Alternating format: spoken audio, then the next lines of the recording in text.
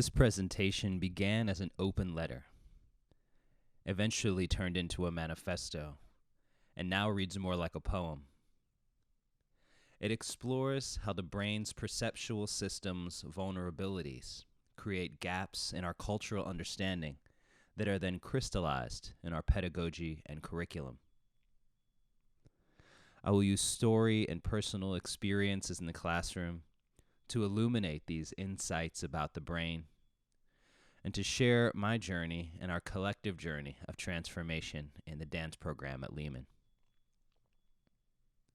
This process has already been healing for me, and I'm hoping that these insights will be useful for anyone listening, and specifically for those of us who are developing pedagogy and curriculum in arts education.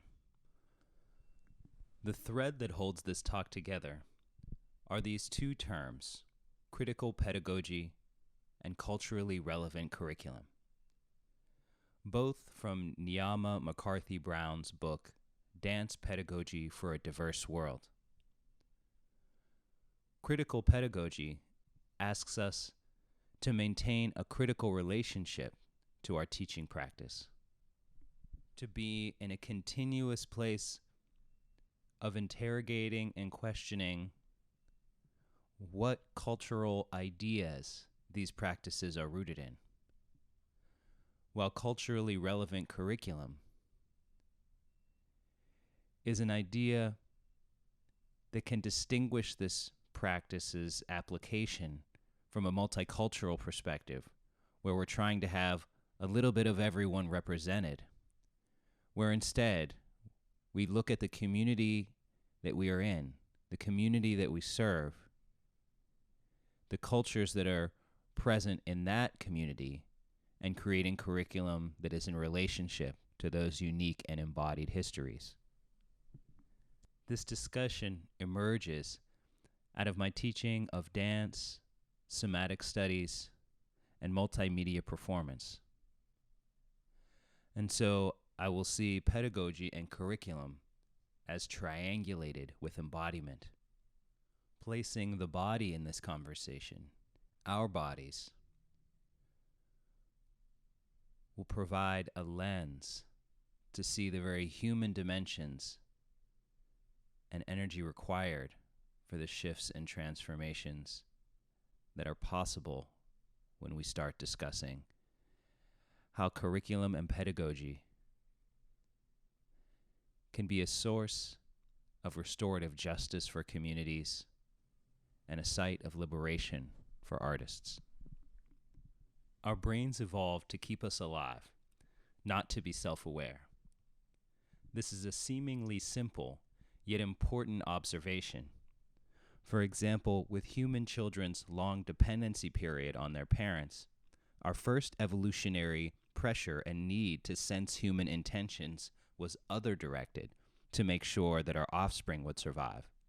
That other-directed ability to sense human intention was then turned towards ourselves to understand our own intentions, which gives us a little insight as to why this process of self-awareness can be so clumsy. Another important idea to mention here is the body budget. This is how our brain calculates how much energy we have in our system and how much we need to keep the body alive. This is important because if it takes more energy for you to acquire food than the energy that you receive from the food, then that eventually will not be sustainable for the organism. What's important is that this body budget, this managing of incoming and outgoing energy for humans, is impacted by our physical activity, but also by our mental activity and emotional and affective experience. And to make this process more efficient, our experiences are condensed into concepts as multi-sensory summaries of past experience. And because it is more efficient and quick to predict our experiences based on our past experiences using our concepts than it is to sense all of that sensory information in the present, this leaves us with yet another opportunity to not perceive what's going on around us because we are correcting for perceptual errors based on our past experience more than we are actually sorting the incoming information from the present moment. What this means practically is that if we haven't had an experience before, we won't have a way to categorize that information and understand it in the present, which leads to what researchers call experiential blindness. For example, with this black and white image, your brain is trying hard to figure out how these patterns of blotches are connected to one another. And it is only when you see the colored version of this image that you recognize this image as a snake. Having had that past experience, when you look back at the blotchy black and white image, your brain can most likely make out that this is that same image of the snake. This experience of not having culturally constructed concepts for understanding the world around us is experienced acutely when we travel as culture shock. My performance and teaching practice is taking me to countries in Europe, Africa, Asia, and the Caribbean, resulting in cycles of culture shock, innumerable embarrassing moments, and confronting the difference between my stereotypical expectations and reality. So once I sufficiently embarrassed myself in a few countries, I started to learn to ask better questions and to listen more. And once I became familiar with that pattern of culture shock, of being introduced to ways of perceiving that weren't organically from my own culture, I started to see how those gaps in cultural understanding are showing up all the time in conversations every day. A recent example is a conversation I had with a dear friend and mentor who I've known for over 20 years, who is himself a scholar of and practitioner of composition and dance composition, an editor for a prestigious journal. And he was talking about a tap dancer that he'd met recently who was also teaching hip-hop classes. And he said in the hip-hop class, while the studio called it a technique class, the teacher didn't refer to it as technique or relate to it in that way. Coming out of a modern and postmodern performance practice, he has a different cultural understanding of what the word technique means in relationship to his dance practice.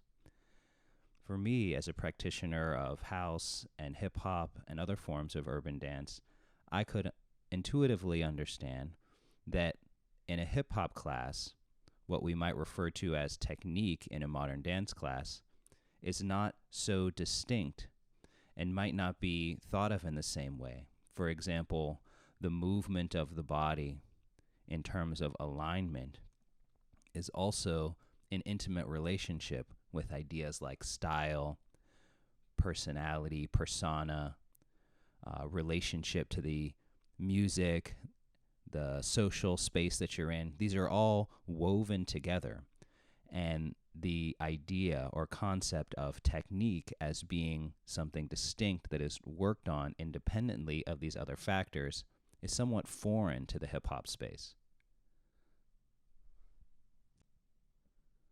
Of course, principles of alignment are still important, and the lens of technique is useful. But that particular way of framing it and understanding it as a practice and way forward would not be framed in the same way organically from within hip-hop culture. But there is a saying, it's easier to see an ant on somebody else's nose than an elephant on your own. So what about the places that I'm missing? The places that I'm not seeing the connections? Well, I'll tell a short story to show you how I am also missing the mark. In 2008, I took myself on a trip to Thailand to study Thai yoga massage because I was drawn to how that system so intimately worked with subtle energy in the body. As I returned 10 years later 2 years ago to complete my training. I was participating in the teacher training program and noticed that the Western students, many whom had massage training, were taking the information and using their own cultural concepts, naturally as we do, to understand what they were learning. But as they were trying to fit these energetic principles into their Western scientific anatomical model, I saw that they were actually missing the full richness of the opportunity for growth and learning. For there's much more to be learned by taking this content on its own terms and understanding the system more fully that it is already operating within to understand how it works, rather than taking bits and pieces and forcing them into our own cultural understandings. That experience of seeing just how much richness they were missing in this process made me reflect on my own teaching practice, made me reflect on my own experience also as a student. Being someone who's rooted in hip-hop culture, I was suddenly so aware of what I felt like was missing in different aspects of my arts education. Just how much of my worldview wasn't being seen inside of the institutional educational spaces that I was moving through. It helped me find my own sense of belonging, seeing how these culturally constructed concepts then shape our ability to see each other and to understand that different people might be perceiving the world in vastly different ways, with different worldviews. That revelation about my own experience in education and what might have been missed or lost based on these gaps in cultural understanding made me reflect on my own teaching practice and the incredible diversity of cultural experiences of my students in the classroom, and made me think hard about the ways that I might be missing the worldviews that they're presenting, that they embody, and that shows up in their own creative production. This process made me reflect on what was the pedagogy and curriculum of where I started as an artist inside hip-hop culture, inside of the B-boy cipher. What about that space created space for others to bring their whole selves to the room? And it was partly the value of the circle. That the circle, when we're all standing in it, doesn't center any individual's experience, yet has space for everybody. So then I started to think, well, how can I use that approach in my own teaching and in the classroom? And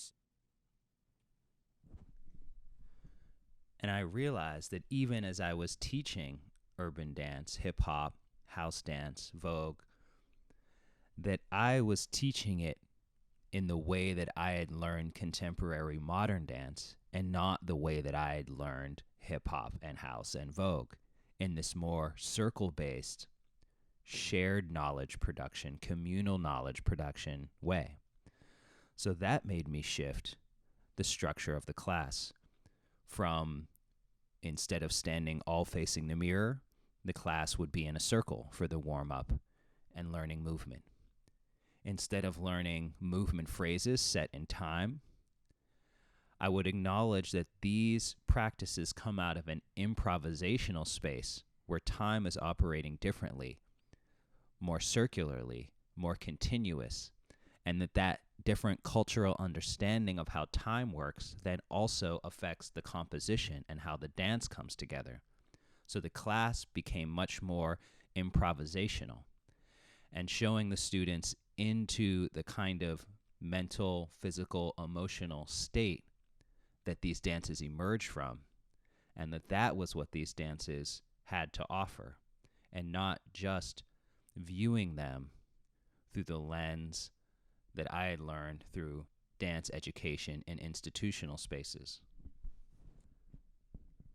Not only did it shift my approach in movement classes, and again, this distinction between movement or technique and composition is not one that is organic to the cultural space of urban dance like hip-hop, house, or Vogue.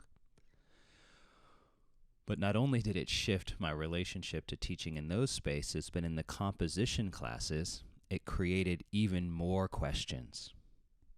Given the amazing diversity of cultural experiences in the room, I started asking myself, how can I invite the students to tell me about how dance operates in their lives, in the specific cultural contexts that they come from, and what ideas about composition and what kind of information is valid in relationship to that composition,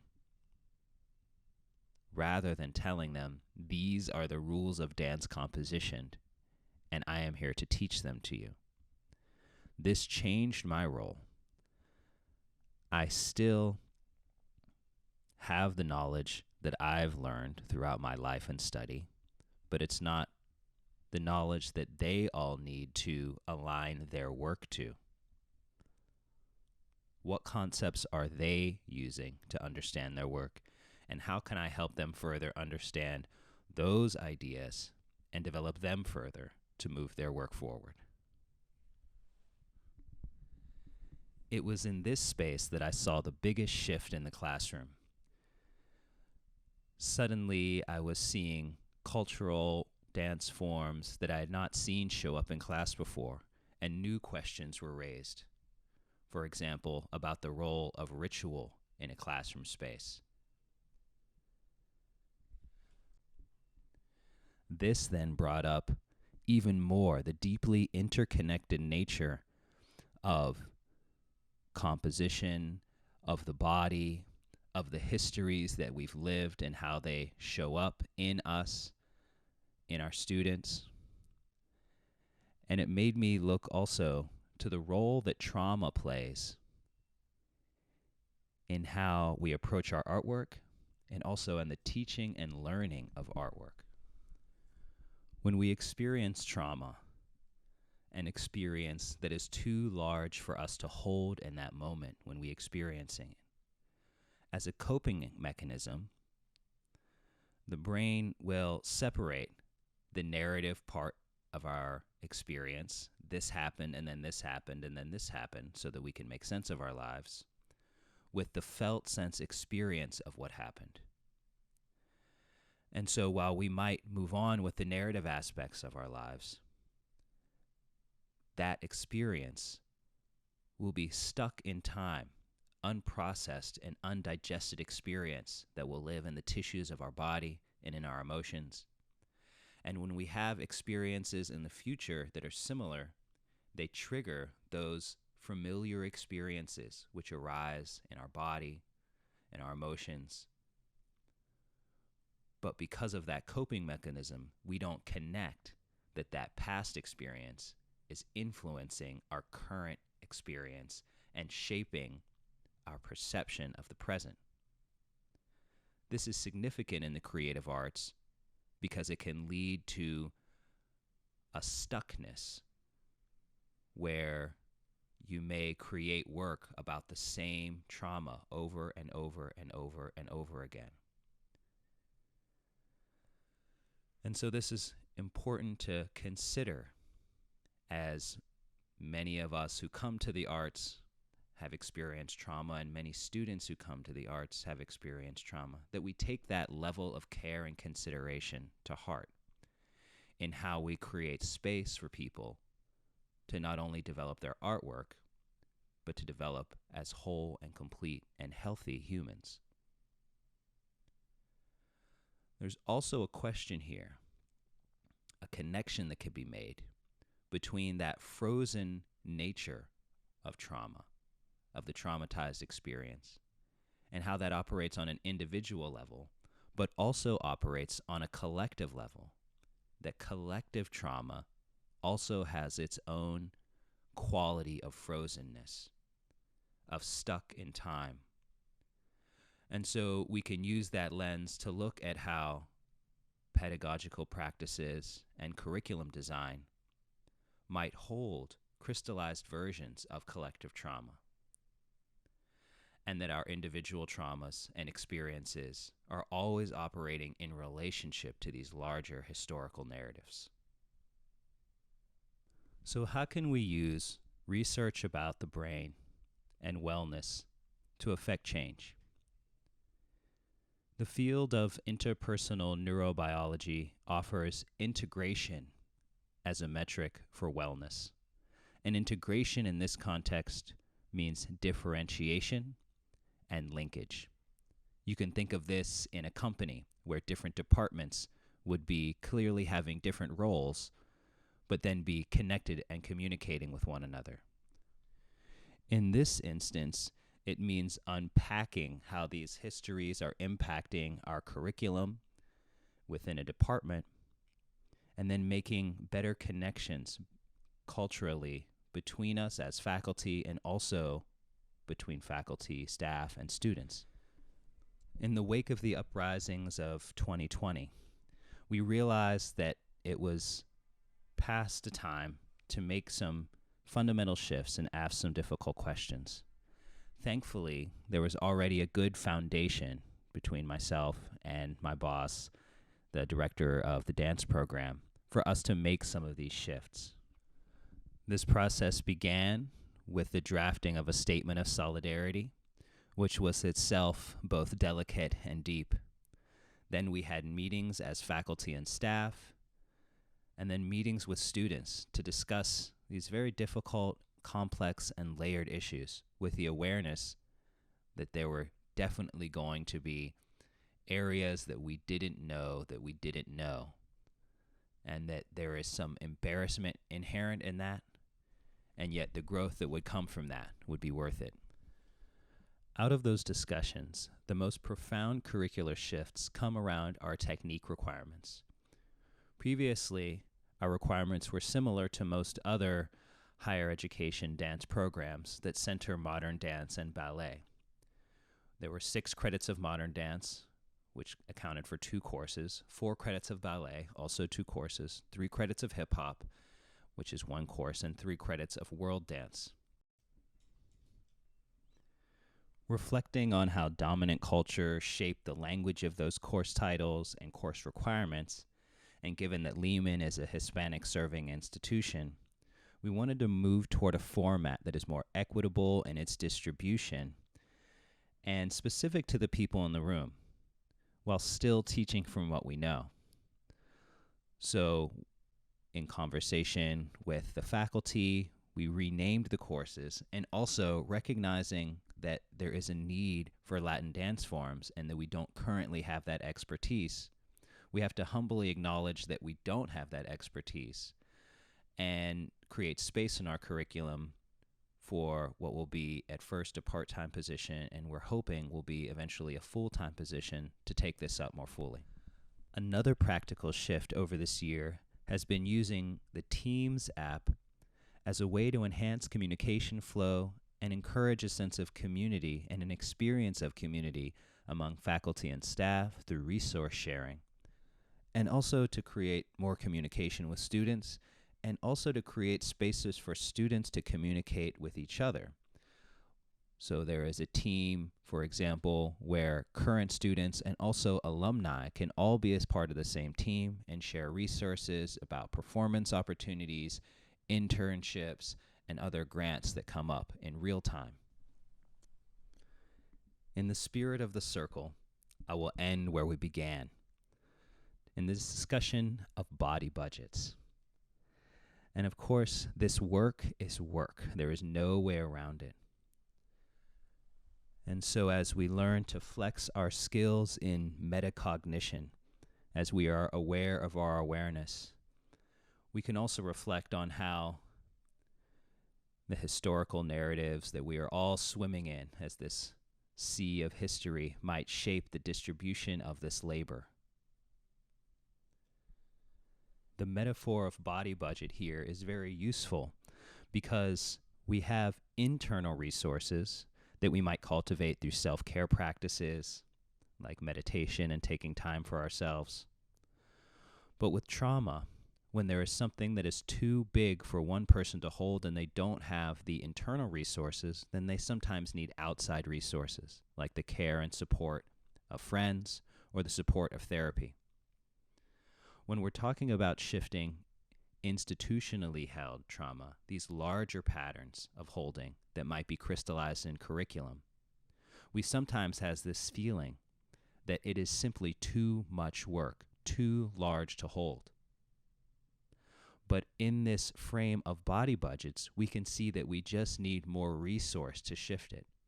It's not impossible, but it does take resource in the form of money, of equal distribution of labor, of paying adjuncts properly for the work that they do,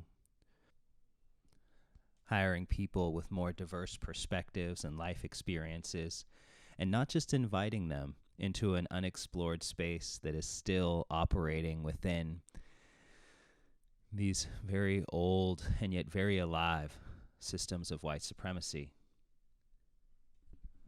But for everyone at every level of an organization to be engaged in this work, for that human resource is an indispensable and necessary aspect of this budget, of this shift, of this movement toward wholeness. This is embarrassing work. This is expensive work. But in my journey in Thailand, I found that embarrassment and work were worth the harm reduction to the community that I serve. And so I'm ending with a few questions. What will it take for us institutionally to see that embarrassment and work as worth it for the restorative justice that it will provide for our communities? How are these conversations funded and facilitated? And how can we make structural changes to make space for the ability to see difference and value that difference in the cultural environments we cultivate within these institutional spaces, which are themselves never neutral? Thank you.